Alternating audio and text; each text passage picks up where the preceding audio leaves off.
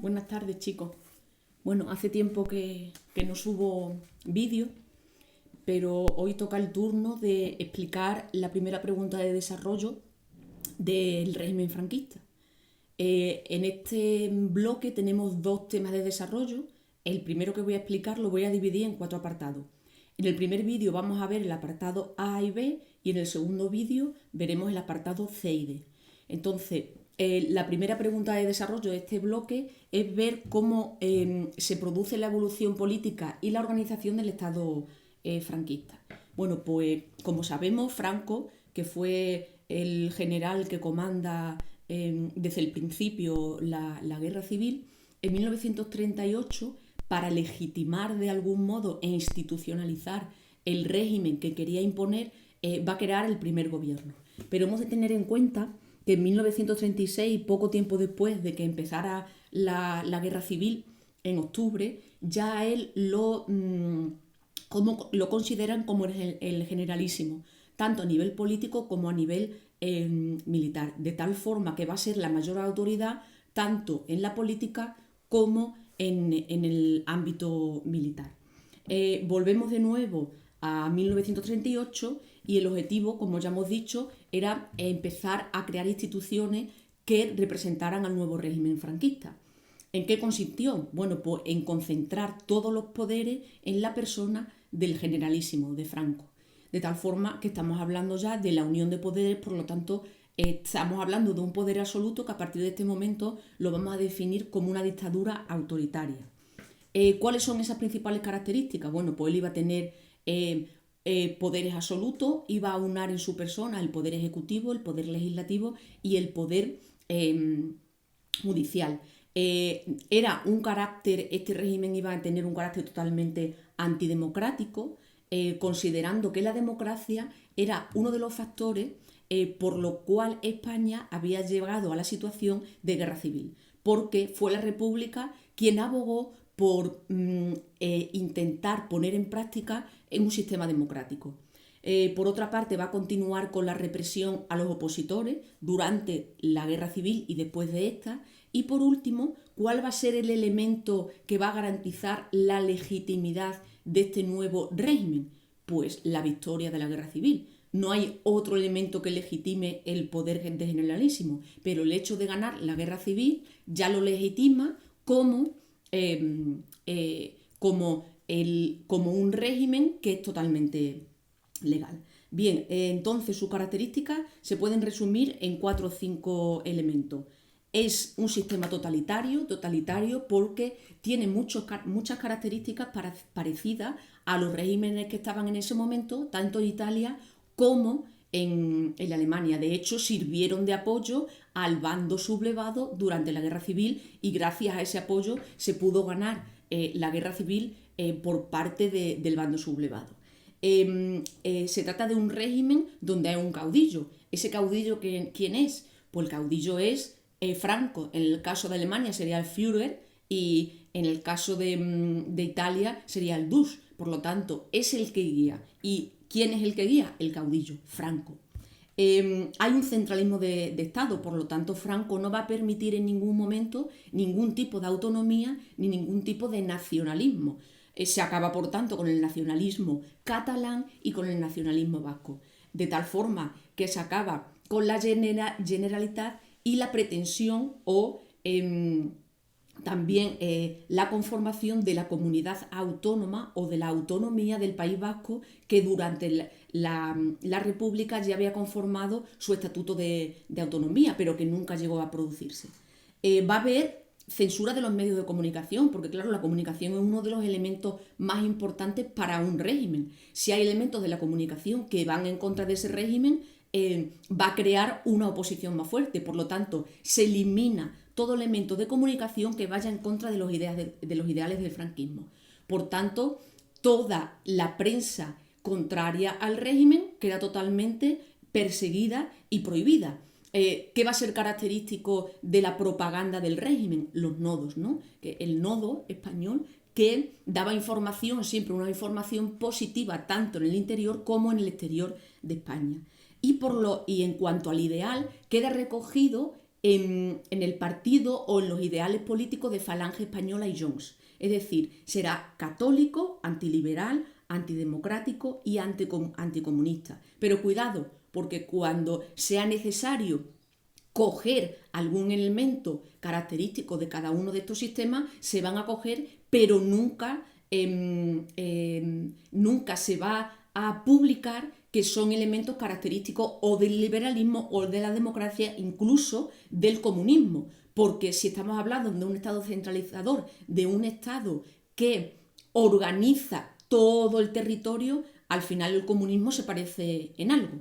Bien, vamos a pasar al primer punto. Hemos dicho que íbamos a dividir este tema de desarrollo en 4 puntos. El primer punto sería ¿cómo se construye este Estado? Bueno, pues él lo va a construir de cara a la galería como un Estado donde hay aperturismo y apariencia de legalidad, es decir, que todo se hace consultando a todos los sectores de la población o toda la sociedad española, pero nada más lejos de la realidad, porque lo que hace es crear leyes fundamentales a través del poder ejecutivo que tiene el propio Franco y ejecutándolas mediante un poder legislativo que también lo compone él. ¿Cómo lo hace esto? A través de las leyes fundamentales.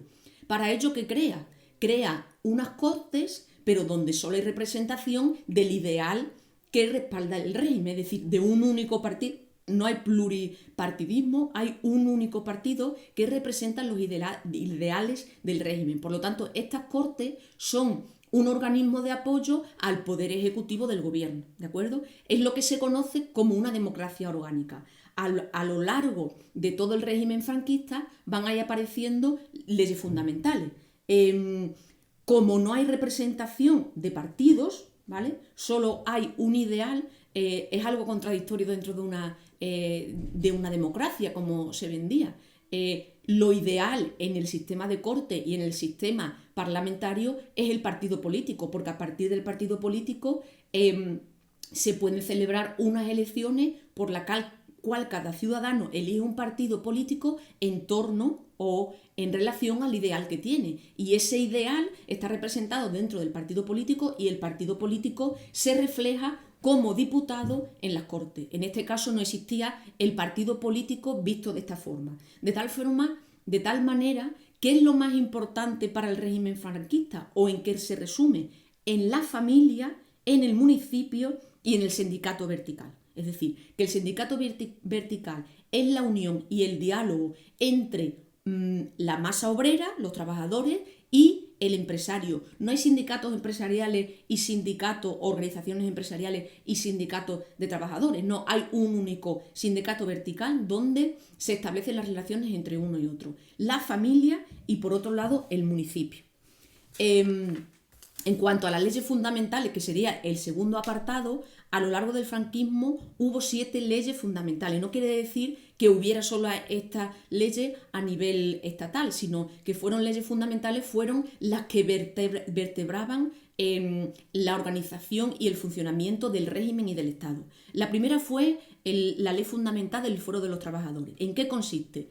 En 1938 es cuando se funda, justo cuando se forma el primer gobierno del régimen franquista, aunque no había terminado todavía la guerra civil, y regula las relaciones laborales entre empresarios y trabajadores, que sería el germen del sindicato vertical. 4 años después se hace otra ley fundamental, que es la ley consultiva de las Cortes. Es decir, que las Cortes van a ser un órgano de representación ciudadano. Realmente no fue así, porque los ciudadanos no eligieron a los diputados de las Cortes que formaban parte de ese régimen franquista, sino que era el propio Poder Ejecutivo, Franco, quien elegía a esos diputados o a esas personas que estaban en las Cortes, pero nunca existieron unas elecciones como tal. Sí es cierto que en determinados grupos sociales se elegían a través del sufragio censitario, pero siempre eran designados por el Poder Ejecutivo. ¿Quién eran los representantes de esas Cortes? Como bien he dicho, los ministros, que eran miembros del Consejo Nacional del Movimiento o elegidos siempre por Franco. Los alcaldes de las ciudades más grandes y los rectores de las universidades, y por otro lado se elegían a través de un sufragio restringido indirecto, a través de los sindicalistas, es decir, del sindicato vertical, los miembros municipales o algunos miembros de las familias más importantes. Las Cortes no tienen poder legislativo. Quien tiene el poder legislativo es Franco, porque estamos hablando de una dictadura autoritaria. El máximo poder y la concentración del poder lo tiene el dictador, que en este caso era Francisco Franco. Y además cuenta con el apoyo, las Cortes cuentan con el apoyo, o es un apoyo para el gobierno estatal, que también reside en la persona de Franco. Bien, vamos ahora al tercer fuero, que era el fuero de los españoles, 1945.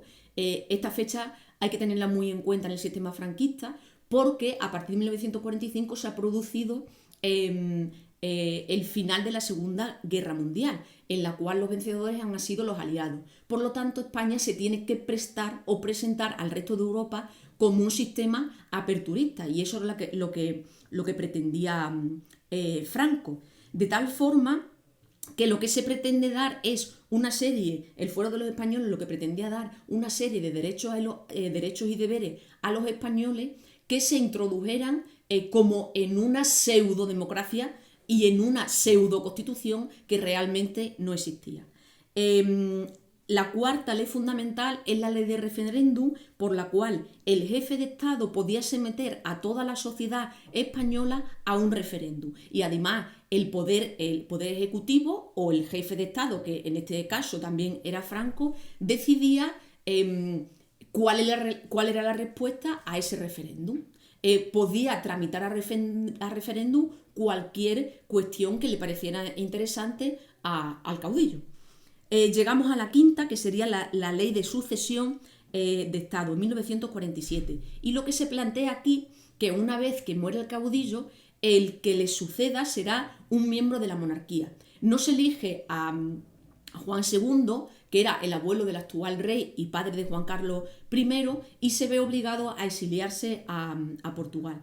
De tal forma que ahí lo único que se proponía era que el sucesor de Franco fuera un rey, y lo que estaba obligado este rey es a implantar las leyes fundamentales del régimen franquista, es decir, que se elegía a un monarca, pero siempre con la pretensión de que el sistema y el régimen evolucionara, siguiendo el mismo cauce que había tenido con Franco. Y por último, llegamos a la sexta ley fundamental, que se crea o se ejecuta en 1958. ¿Cuál es esta ley fundamental? Bueno, pues la ley de principio del movimiento nacional. ¿Qué era el movimiento nacional? Pues el partido único que existía durante el régimen franquista, ¿de acuerdo? De tal forma que formaban parte de este partido único tanto los cargos políticos designados por Franco como los cargos militares que también habían sido designados por Franco. A partir de este momento, el régimen se presentó externamente e internamente como una monarquía tradicional católica, social y representativa. Hemos de tener en cuenta que todavía no hay ningún rey, pero como ya se ha procedido a la ley fundamental que he explicado anteriormente, se puede establecer el régimen como una monarquía, ¿de acuerdo? Porque el sucesor de Franco va a ser un rey. Todavía no sabemos quién, pero será un rey.